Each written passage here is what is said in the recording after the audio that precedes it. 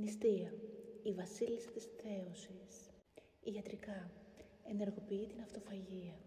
Πνευματικά, διαλύει το εγώ, ανοίγει πύλες συνείδησης. Ιατρικά, πλούσια σε ένζημα, βιταμίνες, αντιοξυδωτικά. Οι ομές τροφές ισούται με ζωντανή ενέργεια.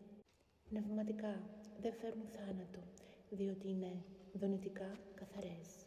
Παραδείγματα τροφών, φρέσκα λαχανικά, βλαστάρια, φύτρα. Φρούτα, φυσικά ζάχαρα, φυτικές ίνες, καθαρό καύσιμο. Ανεβάζουν τη συχνότητα. Είναι η πρώτη προσφορά της γης.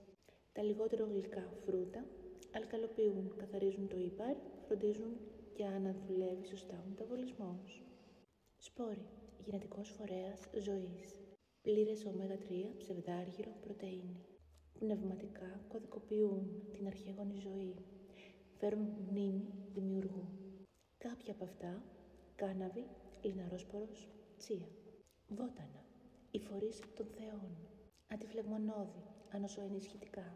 Πνευματικά, κανάλια επικοινωνίας με το υπερφυσικό.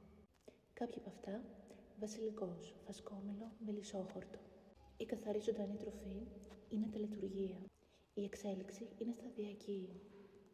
Και η επιτυχία χρειάζεται πειθαρχία. Η νεκρή τροφή, όπως ζωικά προϊόντα, κρέας και τα παράγωγά του, λευκό αλεύρι και ζάχαρη, είναι θάνατος. Προκαλούν φλεγμονή, οξύδωση, ψυχική ομίχλη.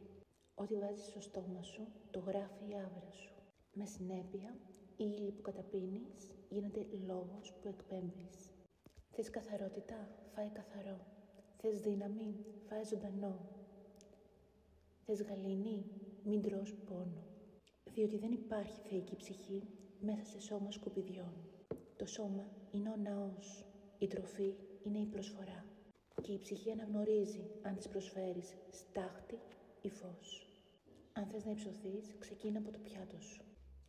Φάε σαν να τρως για να φωτίζεις το είναι, όχι να γεμίσεις το στομάχι. Ή κρίνεται αν είσαι πρόχειρος άνθρωπος ή δημιουργία σε ανάταση. Με αγάπη, Μικαέλ Ραφαέλ.